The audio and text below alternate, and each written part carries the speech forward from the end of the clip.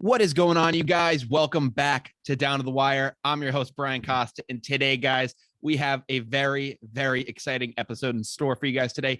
A ton of sports news to talk about. It has been one heck of a weekend, and I'm so glad to wrap it up for you guys on this episode today. Joining me on this episode today is a face you've seen on the show many times before. And I am so glad to have him back on today because when it comes to talking some NFL news and some MLB news alike, this is the guy I want to have on the scene. So without any further ado, please welcome back to the show, Mr. Kyle Finn. Kyle, how you doing, man? Doing pretty good. I'm enjoying Florida right now, and we're going to be back at school in a few weeks, so I'm soaking up the last little bit of our vacation. Yeah, we are. I mean, Kyle, I'm glad that you're enjoying Florida, but you were telling me before the show that you've come into a bit of a predicament these past couple of days, which I'm very sorry about. It's all good. I'll be done with that predicament in a few days. So just gonna be chill here, watch some sports whenever it comes on, and just rest up. Absolutely. But thank you so much for coming on, man. It is a blast to have you back on again, and I cannot wait to see you back at school. In basically like 20 or so days, we'll be back on campus. So it'll be good once we get back to campus. But like you, I'm going to try to enjoy whatever is left of this break as well as you are. So I think that is time for us now to get into sports news. And man, first things first, obviously the head storyline for tonight's show is going to be Antonio Brown and his ridiculous antics on the field. I mean, Kyle, let's just say it straight up. I can't give Antonio Brown enough credit for being able to stay as relevant as this man does week to week. And it's not just like, oh, he put up another great game or he did something like that. He'll do that from time to time. But the controversies he has, it will evolve from week to week, and he will have a new controversy seemingly every single Sunday. It's remarkable. And it all basically came to a head this Sunday where I don't know if you guys have been living under a rock, but for maybe non-sports fans that do tune the show, I appreciate you guys for doing that. But for anyone who didn't see, Tampa Bay Buccaneers wide receiver Antonio Brown basically just lost his damn mind on the sidelines this past weekend in the Buccaneers-Jets game and proceeded to take off his shoulder pads, throw down his jersey, throw his undershirt, his gloves, everything into the stands at MetLife Stadium, and then just do jumping jacks throughout the Jets end zone and run out the run out the Buccaneers tunnel, giving a peace sign, and seemingly just disappeared into the night. It was a ridiculous scene. Kyle, let me hear your thoughts on it first, and then I'll bring it back to myself. Well, when I first saw it, when I was watching NFL Red Zone with Scott Hansen, he only had like 15 seconds on it to get back to the action, obviously. But he basically just showed, Antonio Brown taking off his shirt, throwing everything into the crowd, and then just running out of the tunnel.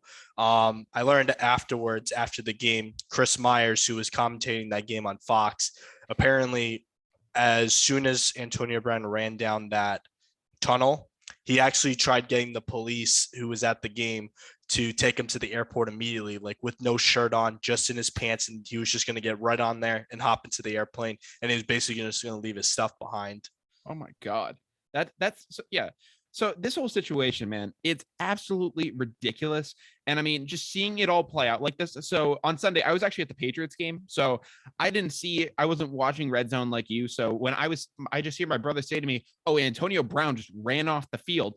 And while it came across as a shocking thing to me, I wasn't able to see the visual of him just like sprinting off the field until maybe about like a half an hour to an hour later to when, there was like a break in the game. And my God, man, this was something that is absolutely ridiculous to me, because here's the thing.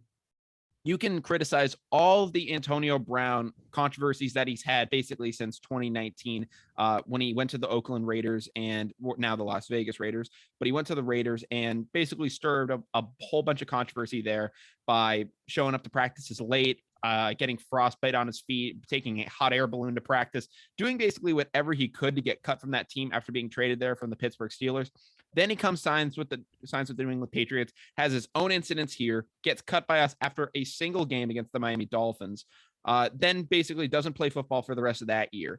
He then proceeds in that offseason to throw a bicycle at a security guard, which I still can't make that up, or is a security guard shack is what he threw it at. and then gets signed by the Tampa Bay Buccaneers. Tom Brady ends up saying, hey, I want to run it back with this guy again. Goes on, wins the goddamn Super Bowl in the process. Now coming into this season, fakes a vaccine card, gets suspended for it, and now coming off this. The thing that is so much worse about this incident, and I didn't think I'd be able to say that an incident involving Antonio Brown could get any worse than the ones that he's done. It's the fact that all those incidents, as bad as they are, they never translated to anything on the field. Whenever Antonio Brown showed up on the field, you were going to get Antonio Brown level production. Now, could he have some goofy touchdown dances or things like that? Sure. But we never saw anything of his antics actually affect his on the field play. That changed on Sunday. We finally saw the personality of Antonio Brown off the field go onto the field at MetLife Stadium, and it completely, I think, just his NFL career is tanked at this point. There's no saving it in my mind. Well, at the moment right now, he's still officially on the Buccaneers. He hasn't been released. I think Adam Schefter said something about that earlier today on social media, but he's still on the team right now. Yeah. So honestly, what I think the plan is going to be is they're going to say he's no longer a Buccaneer until something happens to where he needs to fill that void, and they'll put their pride aside if it means winning another Super Bowl. Yeah. I mean, I don't know. Just seeing a guy run off the field like that, man, while I hate the fact that he's gotten so many chances, it wouldn't surprise me if they were to do something like that again. But I really don't want to see this happen again. We've seen him have way too many chances at this point. Antonio Brown epitomizes it. And at this point, man, you got to just cut ties and just say, all right, we got to do, like, he's caused too much problems on basically every single team he's been a part of. I mean, every single team that he's been on, Steelers, Raiders, Pats, Bucks, he's been a nightmare for those guys. So I think it's time to just cut ties and for the sake of Antonio Brown too, I think it's time for him to step out of the NFL, and because I don't know what his deal is. I mean, ever since, he's dealt with a lot of head injuries, different things throughout his NFL career. A lot of people point to that Vontaze Burfict hit as the thing that changed the game with him. And while I don't want to say that a singular hit can change the mentality of a person, I think that in the NFL, especially with CTE, it's repetitive head trauma. So I don't think one hit is just going to completely rewire your brain and turn you into a different person. But I think with AB, I think that one hit just epitomizes all the head trauma he's probably faced over his career. And I don't know. I feel like something is starting to show, because no sane person is going to run off the field like that. That is true. The commentator, I think Daryl Johnson, who was covering that game, he said in his 30 years of playing football and anything, he's never seen or heard anything like that before. No, and I don't think anyone else has heard of seen that either, though. But granted, Antonio Brown unfortunately can get away with those types of things because of the production he puts on the field. There's a reason why he's in the top 5 in 2 seasons in receiving yards. He's a very good player. So because of that, he's just going to be able to get away with that. Now, if he was like a practice squad player, and wasn't on that same level, he would immediately be cut. But and he'd never see a field again. Exactly. But because it's Antonio Brown, he puts up that production, he can get away with that stuff. And unfortunately, due to the toxic culture and at the Steelers where he was before, he never really got reprimanded. So now he's starting to really kind of feel like, being reprimanded now, saying that Bruce Arians is no longer allowing him to be on the Bucs, but at the same time, he still is. So he's still also kind of getting away with it. It's a weird situation. Yeah, but I mean, I've been seeing this whole thing of people saying that the Bucs haven't let him go. And part of me just thinks, though, that the Bucs are going to hold on to him so that way he can't sign with a contender, within the last week of the season, and then go on to possibly face them later on down the line. Because listen, with or without Antonio Brown, I think the Bucs are going to make a decent run in the playoffs this year. I don't know if they're going to be as strong as they were during the Super Bowl year, because not only have they supposedly now lost Brown, they also did lose Chris Godwin to an ACL tear. So they are going to now have to face some differences on their offensive side of the ball. So I don't know exactly how that's going to materialize later on down the stretch, but it wouldn't surprise me if they're going to just keep him on the roster, have him be a healthy scratch, because he's basically gotten all of his money up to this point.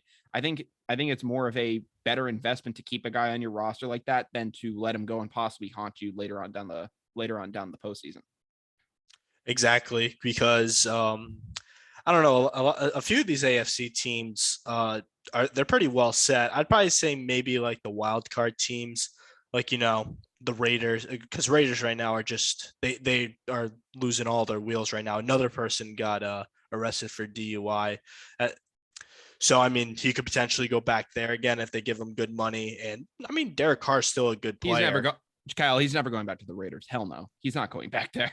If they give him good money, he will go. Dude, he left the Raiders because he hated the entire culture there. I get that getting John Gruden out of there was probably a factor in that, because Brown, I guess Brown and Gruden conflicted a lot, but I don't think there's no shot he would ever go back to the Raiders.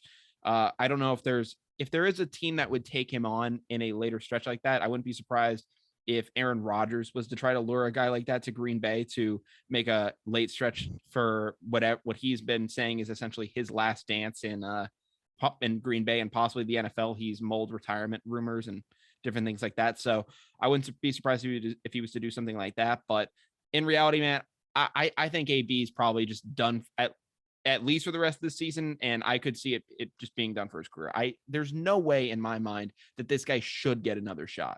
He shouldn't get a shot after this, even with the production that he puts up, even with those numbers.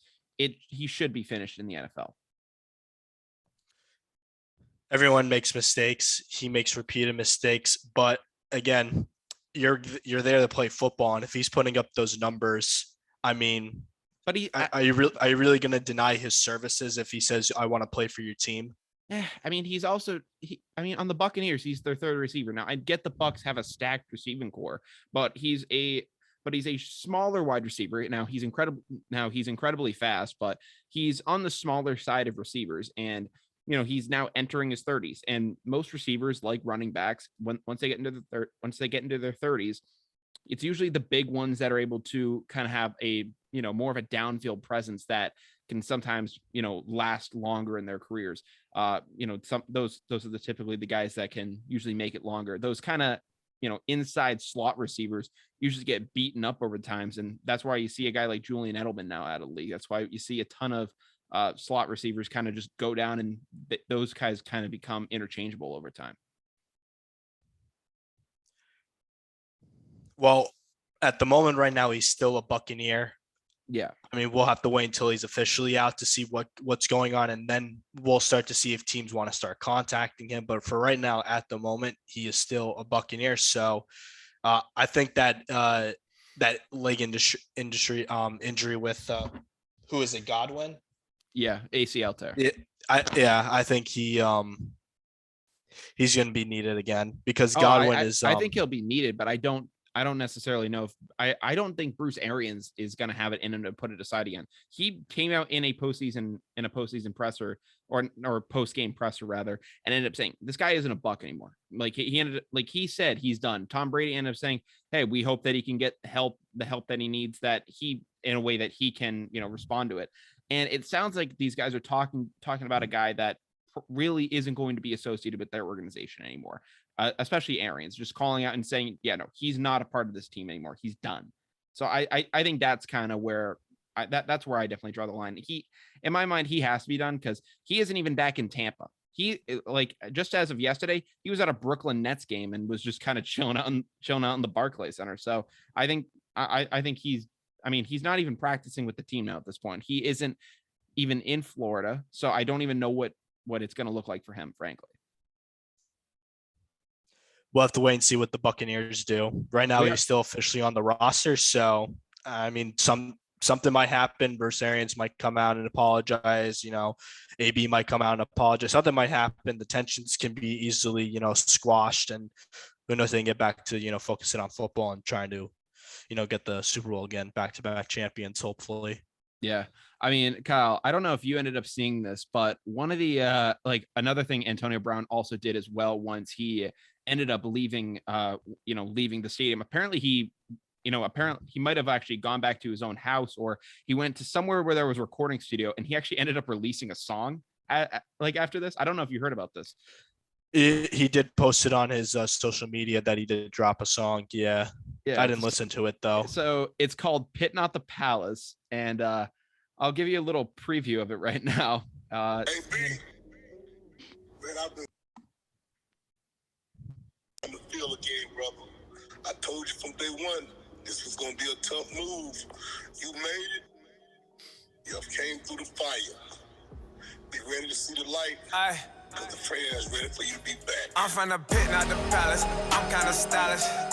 Lifestyle lavish. Jump in the coupe with no mileage. Run it. I mean, bro, I can't. I'm sorry. It's terrible. Like, it's ridiculous, man. Well, listen, if he was good at rap, he wouldn't be on a football field. He'd be in the studio probably collabing with Drake or 2 Chainz. I mean, fair enough, but dude, this is this guy's first move. Like, he released this on the day that this all happened. Like, you do realize this, like lateral move. I'm going to run off the field and then just release this as a song. Like, he did that. I'm just like, bro, like this guy's an idiot. I hope that he gets help that he deserves and probably needs at this point in his career. Like, you can't basically, you have to admit that this guy is just a fool at this point. There's no protecting it at this point. And, you can try to do whatever you can for him, but when it comes to this, man, I don't want to see him. I don't really want to see him get another shot. Frankly, for his own personal sake, I think that he, with the repeated head trauma that he's probably taken, I think it's probably in his best interest that he, he probably, sits out the rest of his career of football because, he could be putting up all these numbers. But if we're going to be seeing these antics and somehow are seemingly getting worse, I don't want it to be a part of anything anymore. I want it to be done. It's an interesting situation with the head trauma stuff, though, because why aren't we seeing other players acting the same way as him if it's involving CTE? I think it's something other than, it's playing along with CTE in his head. I mean, I don't know. I'm not a medical professional. I've never done, a test on. And I don't want to say it's CTE either. It could be anything like bipolar disorder. It could be anything from, which way or whatnot. I mean, I'm not licensed to diagnose a wide receiver like Antonio Brown. I am not able to do that by any means. So it's kind of tough. So I guess that kind of concludes what we have in terms of Antonio Brown news, though. And now I want to move on over to the New England Patriots, who absolutely just blew the doors off of the Jacksonville Jaguars this past Sunday, beat them 50-10. It was a monster blowout for the Patriots against the Jags. Obviously, Jacksonville, minus Detroit is, in line for worst team in the league, most likely going to have the number 1 draft pick just because everything has fallen apart for them when it comes to the Urban Meyer situation, to basically anywhere on the planet. It has been an absolute nightmare for those guys. And I just got to say, I'm really pumped about this win, dude. I mentioned earlier on the show, I was able to go to the game. One of the things that was amazing about that, dude, ton of Bryant people at the game on Sunday. I was actually shocked by it. I mean, there's 85,000 or so people in that stadium. You're going to run into people that most likely just because,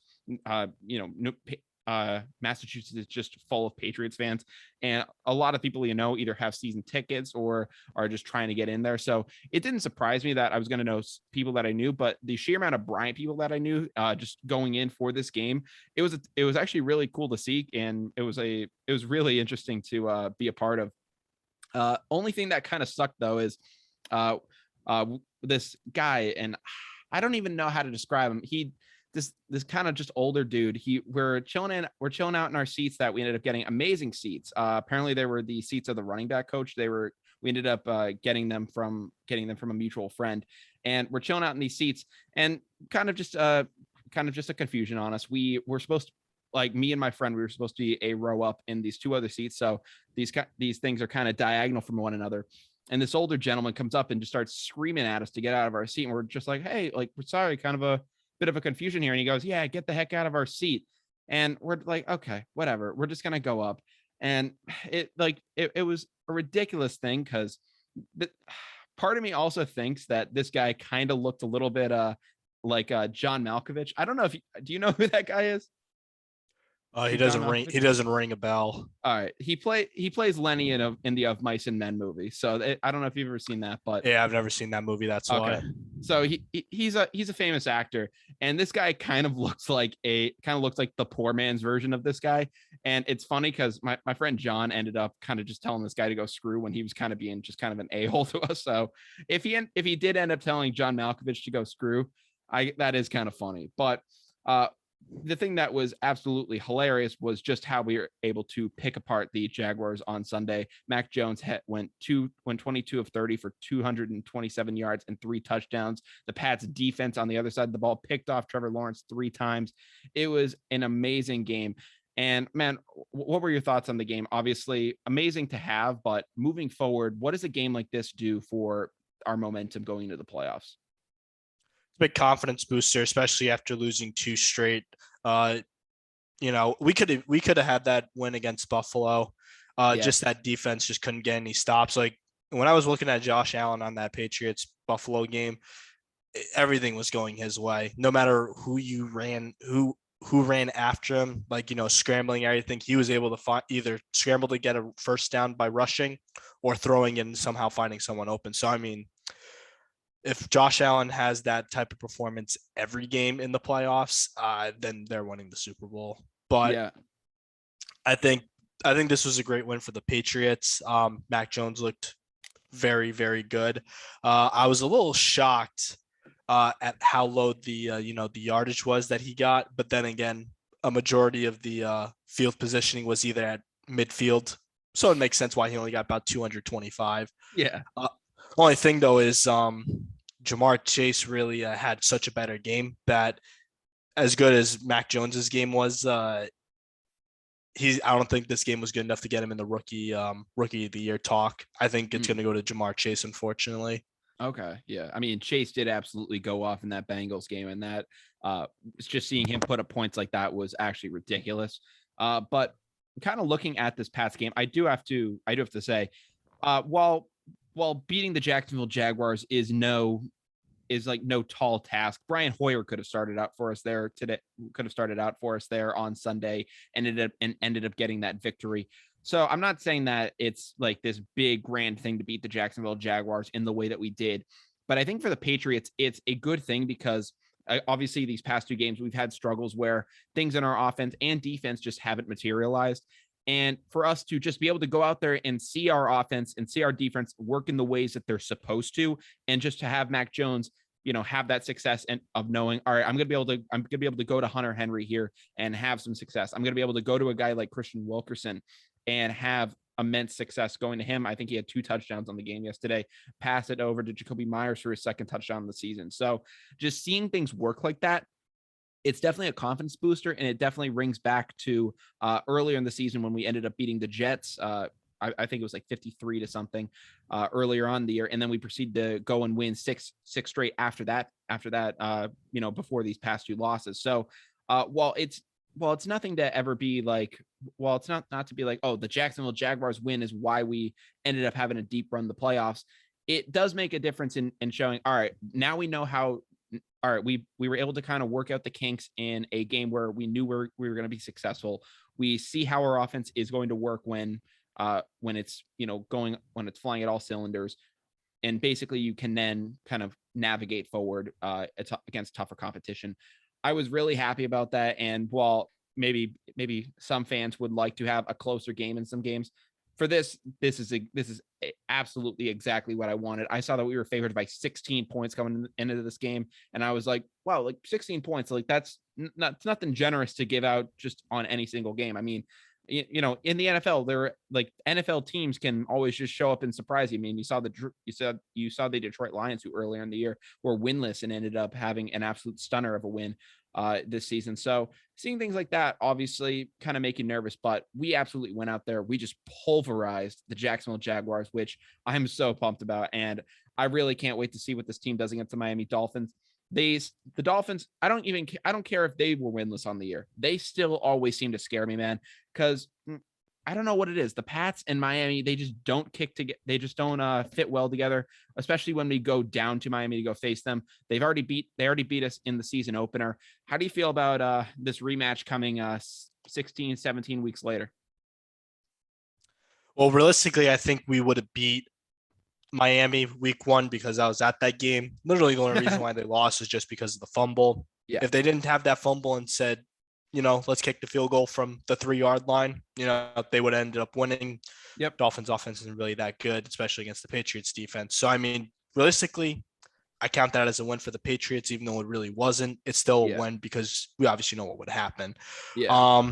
It's kind of sad that the Patriots were even in this situation in being a wild card, because the difference between them beating Miami and Tampa Bay in weeks 1 and 4, they would have been clinching the number 1 seed, and we wouldn't even have to care about this Miami game. I mean, we still don't really have to. Like, there's no real negatives if we lose. It just doesn't really help us with seeding. But we're not really sure when Tennessee is going to be at full 100%. And when I mean that, I mean Derrick Henry. They said he was going to be back for the wild card round, though. But I mean, something might happen. It's not official yet. Ideally, I would rather see Tennessee lose and us lose, so that we go down to Tennessee and face them, and then we can beat them. Yeah, I mean, if there's any chance that the Patriots have to face Derrick Henry, I saw that play out in 2019. I don't need to see us do that again. That was an absolute nightmare when we had to face them 3 years ago. Wow, that's kind of nuts. But having to see that happen again, I want really no part of the Titans right now, especially if Derrick Henry is on that roster. I know we were able to handle them very well when we played them this season, but when we did that, they had absolutely no one on the roster. Julio was out. AJ Brown was out. Obviously Henry was out at the time. They were relying on practice squad guys for Ryan Tannehill to, complete passes to, and he was able to on some occasions. So give Ryan. But it was mostly during garbage time. No, it was during garbage time. So, but the thing is, for me, give Ryan Tannehill his weapons, and I'm scared to see the results that could come out of that. But in this instance, say if Henry does come back, between the 4 teams that are above us, who would you ideally want to face? I mean, so I don't know. I could be. The Bengals are hot, but I'd be interested to see how we can match up against them. That does intrigue me as to how we can match up against them. Burrow, Burrow obviously kind of had his rookie season cut short due to injury, and Belichick, in most cases against young quarterbacks, is able to kind of sometimes get the upper edge and kind of take advantage of some of their young mistakes. Now, while Burrow had an amazing game against the Chiefs, was able to, play literally for the name on the front of his jersey because his name pad got ripped off the back of it. I still think Belichick could throw some stuff at them, especially because their offensive line still has its issues, and I'd be interested in possibly seeing how we can match up against the Bengals over the Titans, just because of that run difference. Okay. For me, it all depends. I'd say if Derrick Henry doesn't come back, at least for the wild card, I would say Tennessee. But if Derrick Henry does come back for Tennessee, I'd like to see Buffalo, because we've already proved that we can beat Buffalo at their home turf. No, very true. Buffalo, I wouldn't mind either. I mean, I think that would be an incredible game itself. But if Derrick Henry's out for Tennessee, give me Tennessee. I mean, I want to see if it's going to come down to Ryan Tannehill having to beat us.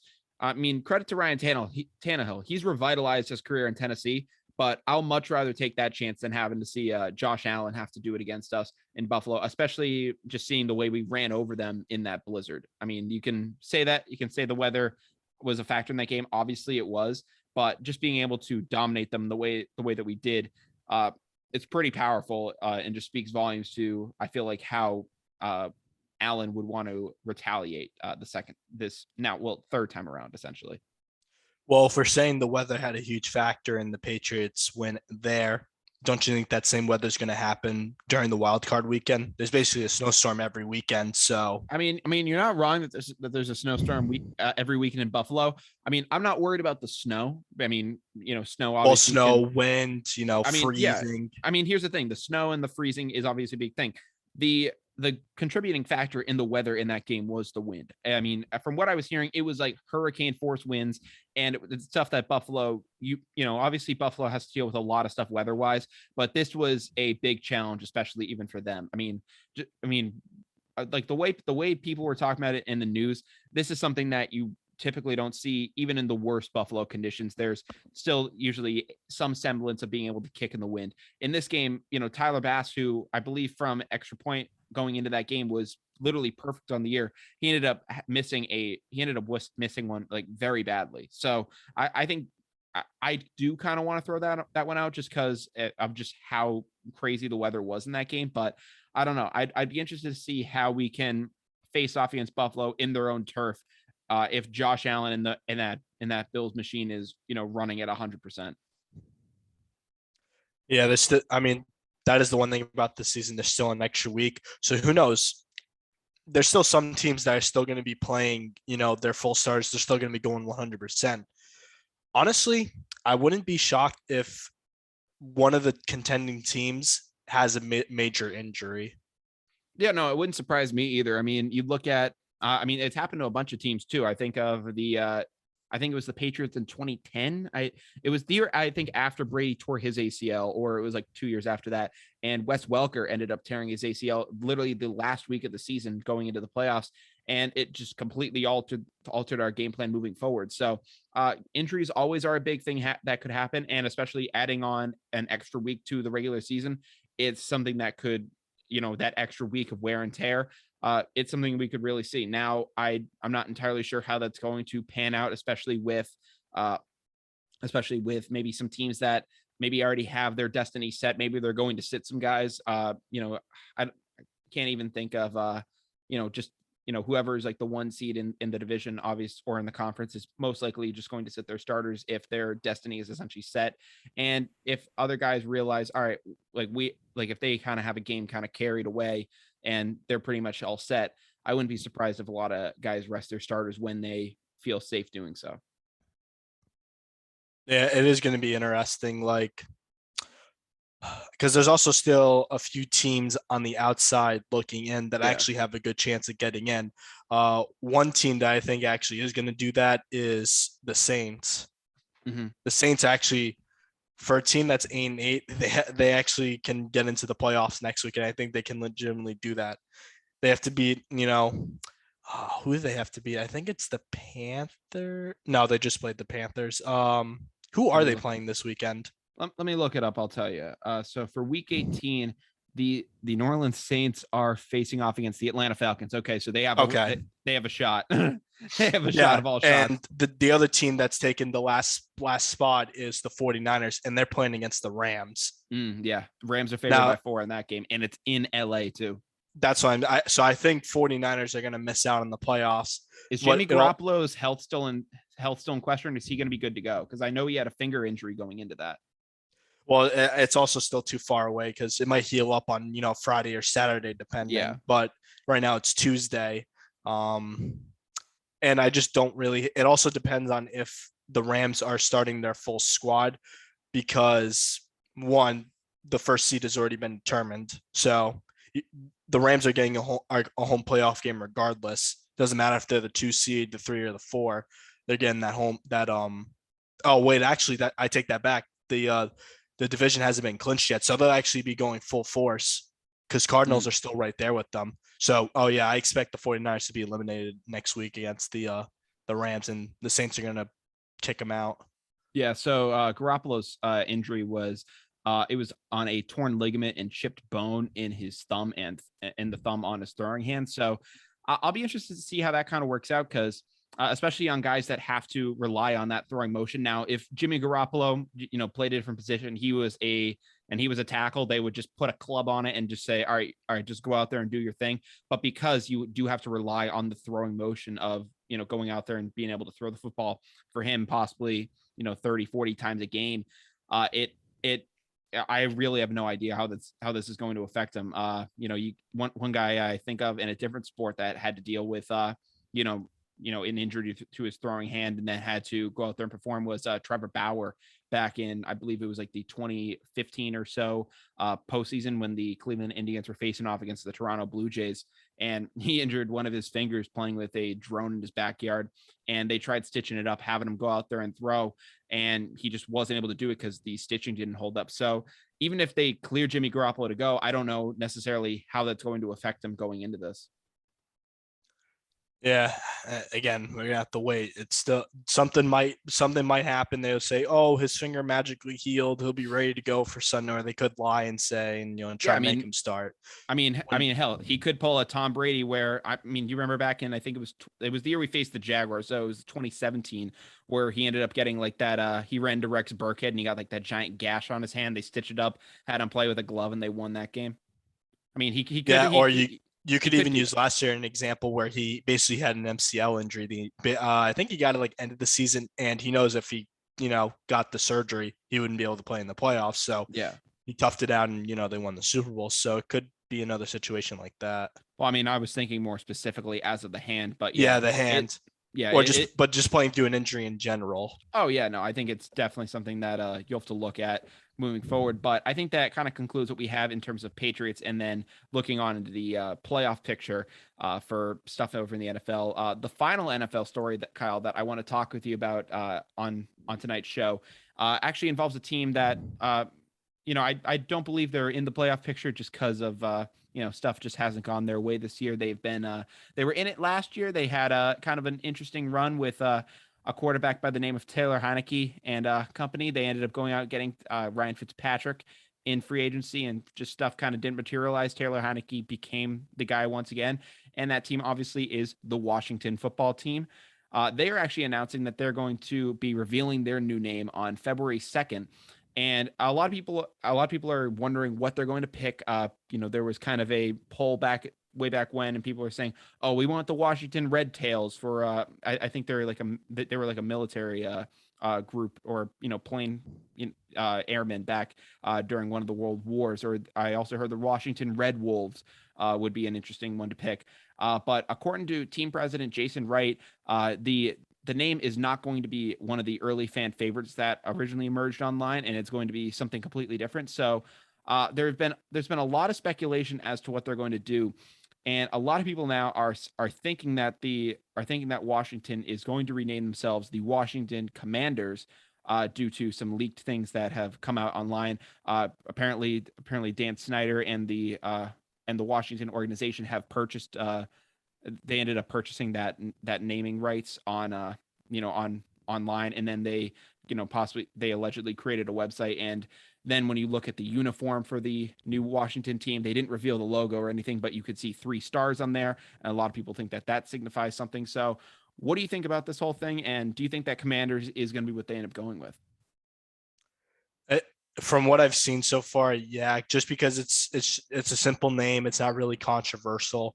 Like some of the other names that they have are like presidents. Like I think that would be a horrible name if they chose that, just because it's too political. Another one that they had are armadas. But Washington used to have a baseball team called the Washington Senators. Yeah, but just with everything politics nowadays, yeah, I think that would be the last thing they would want to do. Yeah. Another one that I've heard that they're doing it, that they've considered, is the Armadas. And there's definitely a few others, but Commanders is what I've heard is the most popular one out of that organization right now. Yeah, I've heard Commanders. The other thing that I've heard a bunch too, which it wouldn't surprise me if this was to become an NFL team name just at any point, was the Washington Generals. That just seems like a name that just fits in with the NFL kind of dynamic, and it seems like something that could really just slide in and kind of would just be like a nice puzzle piece to kind of just fit into the whole equation. It doesn't seem like anything that would shake up anything like too much. Now, like, I don't know, the Red Wolves kind of just seems like, whoa, like that's kind of out there. But at the same time, maybe the Seahawks, when they were first introduced, it was like, oh wow, that's kind of an interesting name. Or the Carolina Panthers, and it was like, and things can eventually kind of normalize over time. But I feel like the Generals would make a lot of sense as a name. The Commanders is something, I think I could obviously see too. That might maybe take a little more getting used to, at least on my part. I kind of just definitely saw Generals being the way they were going to go, but I don't know. There's still a lot up in the air. I'm gonna be very intrigued to see what they go with on the 2nd of February. They already showed Ron Rivera a concept of the jersey and helmet, and he seems to be really in favor of it. And I'm glad that they're having him be involved in that process, and kind of taking him along for each step of the way. Washington has really come out and basically said, hey, we want Ron to be basically in every single step of the way. And I'm glad that they're doing that. So I don't know. Any final thoughts? Well, I was gonna comment and say they can't actually be the Washington Generals because that's already a name of a basketball team. Is it actually? Yeah, it's the team that the Harlem Globetrotters are already, beat on a daily basis. Wait, are they actually from Washington? Oh, I don't know. All I just know is that that's like a team name. It's already copyrighted.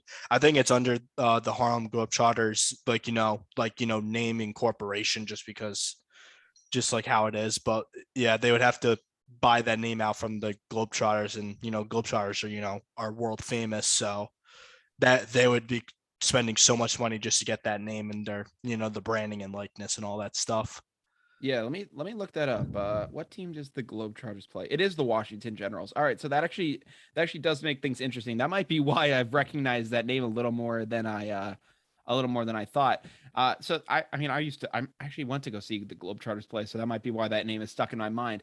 But I don't know. I guess Commanders is probably going to be what they end up going with, but who knows? They could always just throw a curveball our way and completely surprise us all. I mean, Jason Wright said that that's essentially what their objective is to be. So who knows what it's going to end up looking like? But Kyle, before we end up going down to the wire, ending tonight's episode, we're going to take things over to the MLB and talk about one of the major headlines going on there. Now, obviously, the MLB for the past month has been basically just on. It's been completely shut down as a means of the MLB lockout, which went into place on December 1st, and now it's been over a month since that's occurred. Seemingly no kind of production and no attempt to really reach out to the other side since then.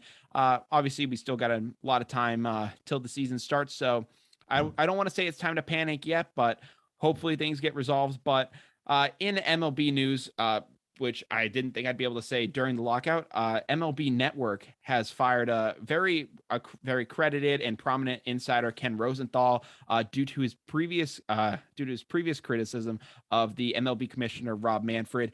And I just gotta say, I cannot stand Rob Manfred as the commissioner of baseball just because of what he has done to absolutely tank the game. He has no actual care for improving it whatsoever. You can make the case that he's always trying to do what he can to improve his bottom line, but frankly, I think that he isn't even doing that because of how much he has just taken away from the game of baseball. And Ken Rosenthal, man, let me tell you, I don't know how much you know about Rosenthal, but for anyone who doesn't on this show, He's basically the Adam Schefter of MLB. He's the Adam Schefter. He's the Adrian Wojnarowski of Major League Baseball. If you want any breaking story involving Ken Rosenthal, that's the guy to go to. He was the guy that when the whole Astros sign stealing cheating scandal came out, he was the guy that broke that news. I mean, he is literally top of the line in terms of baseball news. It's him, and then I'd say Jeff Passan, who has really emerged in these past 2 to 3 years and has really made a name for himself. But Ken Rosenthal is pretty much the OG. It goes Ken Rosenthal, Jeff Passan, and then everyone the MLB likes to kind of crap on Bob Nightingale because he seemingly gets everything wrong. That's kind of the only way it goes in when it comes to MLB reporting. So to see MLB depart with a guy of this caliber, it's ridiculous in my mind. And I know why MLB Network is doing it, and it's because the MLB Network is owned by the MLB. So it really just shows that this is a top-down decision. This is because Manfred doesn't like people talking bad about him, and essentially like a dictatorship is taking out anyone who disagrees with them. And listen, one of the other reasons I'm pissed off about this too, Kyle, is because now I just know I'm not going to get a job ever at MLB Network because I am. And when it comes to criticizing Rob Manfred, I'm kind of the number one guy in doing so. I think that he's just been absolutely garbage ever since he's taken over for Bud Selig in that position. But man, what are your thoughts on this whole thing? I agree with you that he is the worst, commissioner / top head guy of any of the 4 sports. Yeah. Originally I thought Gary Bettman was the worst, but Rob Manfred is now taking the cake pretty easily. It's just sad. He really is making the game so difficult to watch, enjoy. It's really is unfortunate. I hope he comes to his senses and steps down from that position, but unfortunately, because he's been so driven with that power of, owning a sports league that he's probably going to own in that position until, either the owners vote him out or until he croaks behind the desk. Honest to God. I mean, he is, and it's tough because there are plenty of bad commissioners across all of the across all sports in America and just beyond. I mean, for someone as a New England Patriots fan, having to see what Pat's dealt with during Deflategate and the entire scandal of the way that was handled. I mean, there's a lot of animus that I could throw at Roger Goodell. Plenty, especially with other ways that he's handled things, especially whether it be domestic violence issues throughout the NFL and the handling of that. And then you couple that with Deflategate and other things in general. So there's plenty of criticism that I can throw around at other commissioners throughout the league. Adam Silver, I'd have to say pretty much kind of is just, remarkable at his job. I mean, maybe it's because everyone else sucks so bad that he just looks like the crown jewel of commissioners. But I mean, he seems to be pretty competent in what he's doing. Gary Bettman, while I'm not too much of a hockey guy, I've heard plenty of people complain about what he's done to the sport of hockey. I mean, from what I can see, their lack of progressing in terms of being televised and getting a global reach. If that's something that can be related back to him, then yeah, I'd throw a lot on that as well. But for Rob Manfred, when he came in 2014, I mean, he was inheriting something that was pretty good for baseball. I mean, he had to deal with the biggest thing that he had to deal with when he came in was, I think it was eliminating the plowing over of the catchers at home plate. And then he also instituted replay in baseball, which at the time was revolutionary for the sport. So he had a lot to deal with, and he was coming in a very transformational time in the sport. So, I mean, he did come in at a tough time, but man, since he's been in here, he's been a part of the entire juiced ball scandal, which has now rocked Major League Baseball. He's had to deal with this Astros sign stealing scandal. He was a part of giving the players immunity in the entire scandal and not having them be punished whatsoever. So everything this guy has done basically as commissioner has fallen apart, and it seems like he's made no actual reach to appeal to the fans that love the game most. And listen, and at the same time, it doesn't seem like he's even trying to reach across the aisle and get new fans. It seems like he's kind of just pigeonholing himself, and really it's just kind of screwed over the game for everyone that loves it. Well, he's going to realize that his poor decision making is going to backfire on him, and then by the time it starts to backfire, he's going to realize it's too late. I mean, here's the thing, Kyle. I don't know, because I think the owners don't mind him, because to own a baseball team, there's more likely of a shot that you have to kind of be a fan of it. But a lot of these guys are just billionaires that are owning franchises for the sake that they make money. And I think for the fact that these owners aren't losing a significant amount of money is going to keep Rob Manfred in his job for at least a good amount of time following this. Now, if any scandal was to come out, I don't know what the deal is. Maybe if Ken Rosenthal just writes a hit piece to end all hit pieces, and Rob Manfred essentially has no choice but to leave Major League Baseball. That could be on the horizon. Who knows? Maybe he let him go because he is afraid of anything that could come out within the recent days. So I have no idea what that's going to look like, but it's a bad look for Rob Manfred, which is essentially any look for Rob Manfred. Anything he does, you kind of have to be critical of him. And firing a guy like Ken Rosenthal, who basically just is the definition of journalistic integrity. He's going to do whatever he can to not be persuaded by people, and he's going to present the facts in every single thing that he finds, whether that be in his work. Just to fire him like that, it just shows that Rob Manfred has absolutely no spine. I'd say that's pretty well said. Yeah. I mean, I really hope there is some dirt on Rob Manfred just so it can be exposed, and hopefully it's bad enough to where you can, leave his position. We can get someone who is competent about the game of baseball. Someone who's competent, and then someone who also loves the game. Someone who loves the game and wants to see it grow. I mean, listen, while I want baseball to mostly competent, because there are people that love the game, but there's still people that are stupid out there, like Yankees fans. Fair enough. So I mean, listen, you want to have someone who's competent and someone else who loves the game, but you want to be able to see the game grow, which Rob Manfred has basically, kind of admitted that he doesn't really want to see that happen because of him being kind of just satisfied with his bottom line. But Kyle, man, it has been a ton of fun getting a chance to talk with you on this show, man. We've talked about a ton of sports topics, whether it be from NFL to MLB. And I think it is officially time to now say, man, that we are now down to the wire, which means that we're going to wrap through everything that we talked about in this episode and send you guys off into your day. So Kyle, we ended up starting things off today talking about Bucks wide receiver Antonio Brown just having an absolute meltdown on the sidelines and running off the field at MetLife Stadium. We talked about his actions after the game, whether that be attending a Nets game or releasing a new song on streaming platforms called Pit Not the Palace. After that, we ended up talking about the Patriots absolutely dominating the Jacksonville Jaguars on Sunday, beating them 50-10.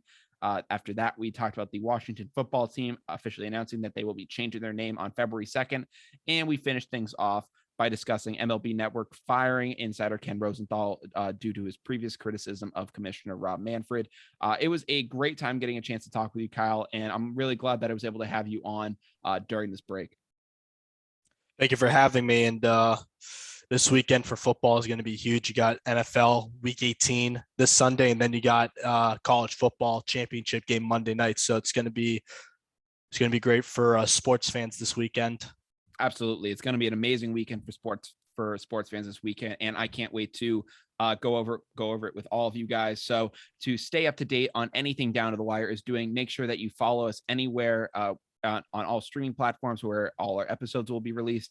But for any news regarding the podcast, sports in general, and anything moving forward, make sure you go follow us on our Instagram at down.tothewire. Again, at down.tothewire on Instagram for any updates and notifications involving the show. But from Down to the Wire, I'm Brian Costa. I'm Kyle Finn. And we hope that you guys have an amazing day. Take care and peace.